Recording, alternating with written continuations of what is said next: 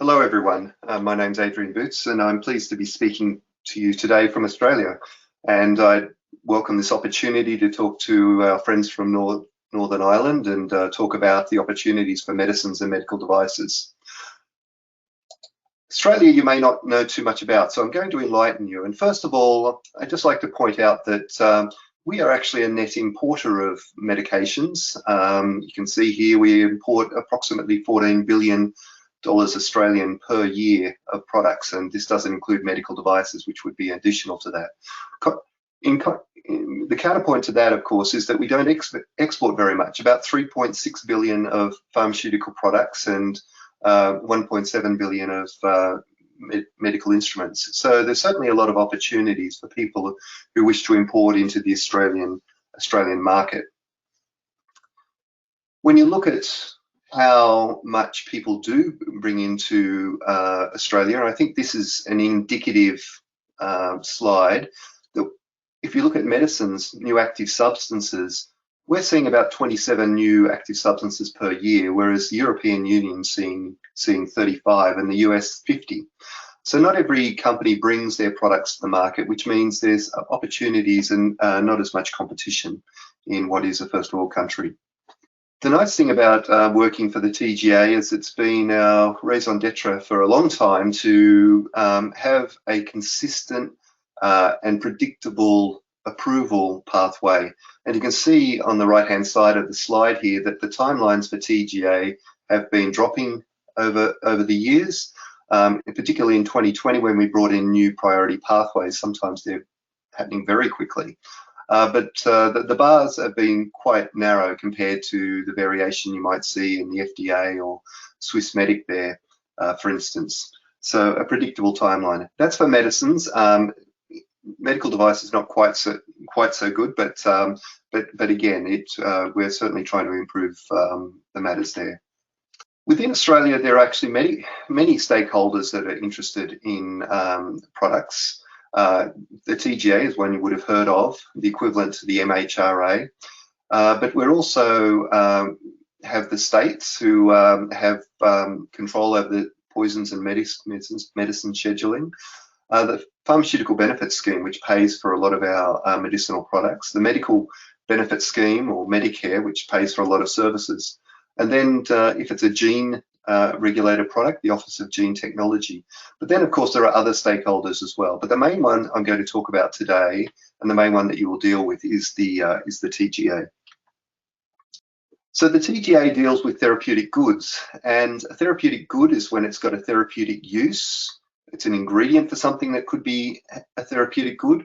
It could be a container for that, or it could be represented as being a therapeutic good. So if it looks and smells like a therapeutic goods, even if it doesn't really have a significant therapeutic active effect, it will be regulated as a therapeutic good.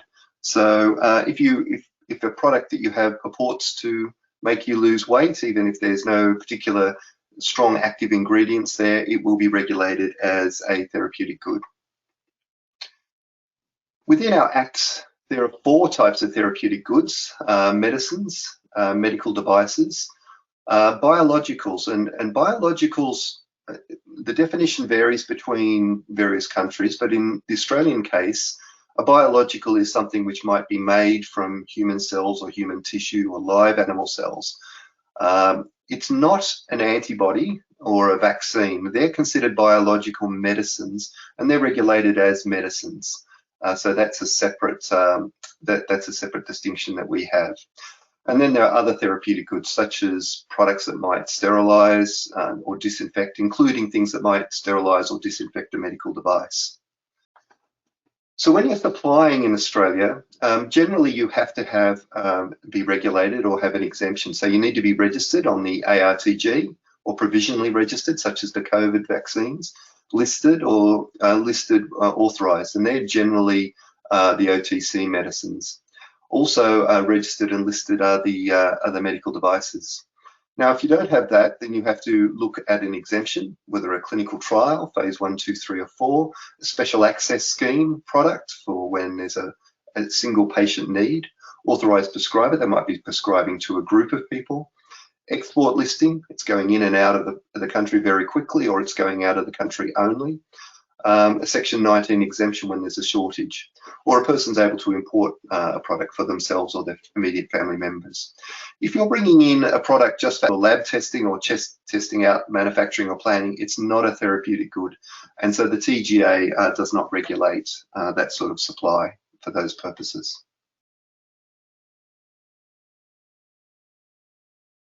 So talking a little bit more in detail about medicines. There are now 7 pathways for prescription medicines, and I implemented 6 of these when I was at TGA. So the first one is the standard pathway we've had for about 30 years, a priority pathway, a provisional pathway for things such as COVID vaccines or cancer drugs which have immediate need, a collaboration we now have with other countries called Access, Canada, Singapore, Switzerland, and now the UK, as well as ourselves, jointly evaluate products that enter that pathway. Project Orbis, which we've set up with the FDA and Canada, but now extended to other countries, including the MHRA, for oncology medicines only. Comparable overseas regulator pathways A and B, where we use an evaluation report for a product that's already been approved in another country, and commonly we've used an evaluation report from Europe, but there are 6 countries where we can use those evaluation reports.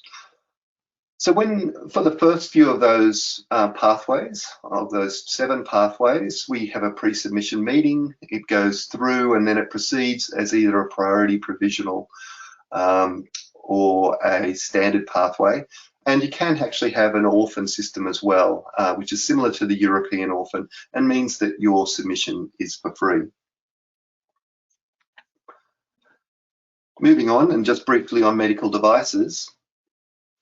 So we have our own act and regulations and guidelines on medical devices.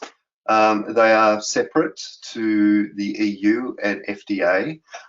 It is, however, somewhat similar in that we will take into account if it has a CE mark, if it's subject to an MDSAP approval, if it's subject to an FDA approval.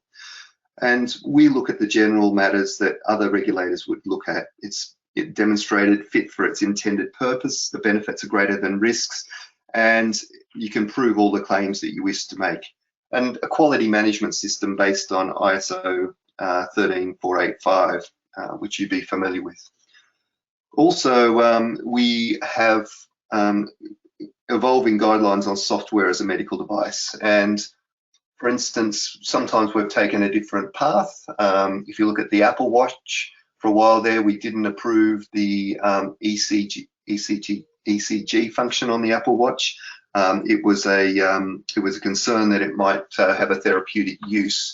So until that was proven to be okay, that software wasn't allowed on the Apple Watch, but it now is. So we have a similar process and system to the Europeans. For general medical devices, 1, 2A, 2B, 3, and active implantable medical devices with increased requirements, with the increased risk and the increased importance of those medical devices. As I mentioned, we have a QMS based on 13485, and you need to maintain that and surveil its use in Australia and let us know if something happens overseas that might impact upon the approval here. Lastly, I just want to touch on clinical trials. This might be an opportunity for you that you're not aware of, but many companies have come to Australia because we have a very fast to start mechanism for clinical trials. A clinical trial notification scheme involves an approval by an ethics committee and local governance. But in fact, when it comes to the TGA, because it's notified, we mark it in our database, but we don't do more than that unless there's a particular problem with that particular product. And so often Australia clinical sites can be the first site in the world to start, and that's a real benefit.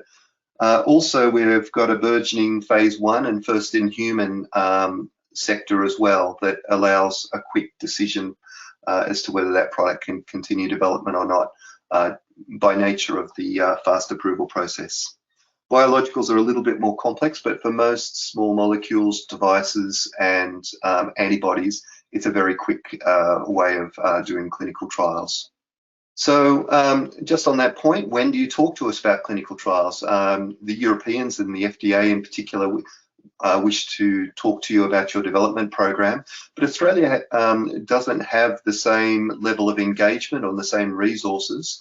We suggest that if you're wanting to enter the EMA or the FDA, you might want to talk to them about what their requirements are for clinical trials and bring those to Australia, and usually those requirements will be fine for starting a study in Australia. If you have a biosimilar coming along or a generic medicine, I'd suggest very much just to check that the comparator that you're using is appropriate to make sure that that what you're doing in a clinical trial will pass the regulatory test when you come to have it approved. So the key points in this brief presentation is we follow a European approach and dossier. We adhere largely to ICH, the PICS GMP guidelines, the standard pharmacopoeias, but we do have Australian additions to those.